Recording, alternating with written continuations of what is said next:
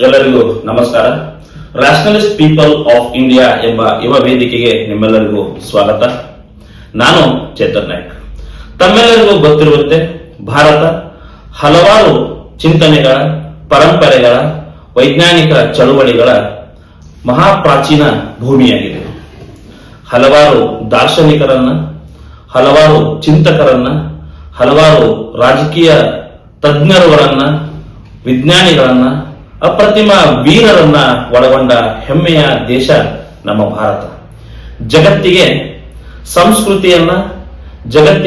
ಸಂಸ್ಕೃತಿಯ ಸೊಬಗನ್ನ ಬೀರಿದಂತಹ, ತೋರಿದಂತಹ ಹೆಮ್ಮೆಯ ದೇಶದ ಪ್ರಜೆಗಳು ನಾವು ನೀವೆಲ್ಲರೂ.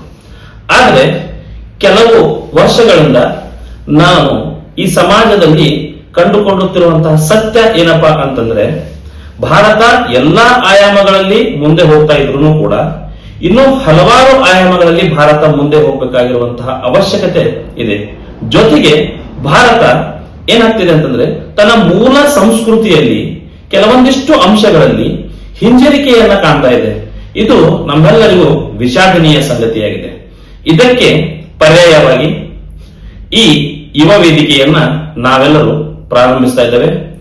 ಈ ಯುವ ವೇದಿಕೆಯು ಒಬ್ಬ ಮನುಷ್ಯನ ಸಕಲ ಚಿಂತನೆಗಳಿಗೆ ಒಂದು ಉತ್ತಮ ವೇದಿಕೆಯಾಗಲಿದೆ.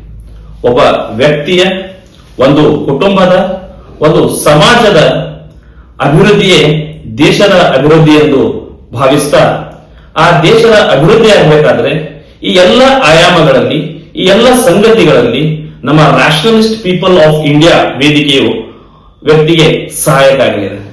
ಒಬ್ಬ ವ್ಯಕ್ತಿಯ ಹುಟ್ಟಿನಿಂದ ಹಿಡಿದು ಸಾವಿನವರೆಗೂ ಅವನ ಪ್ರತಿಯೊಂದು ಹೆಜ್ಜೆಯಲ್ಲಿ, ಅವನ ಜೀವನದ ಪ್ರತಿ ಪಯಣದಲ್ಲಿಯೂ ಅವನಿಗೆ ಈ ನಮ್ಮ ವೇದಿಕೆಯು ಸಹಾಯಕವಾಗಿ ಕಾರ್ಯನಿರ್ವಹಿಸಲಿದೆ.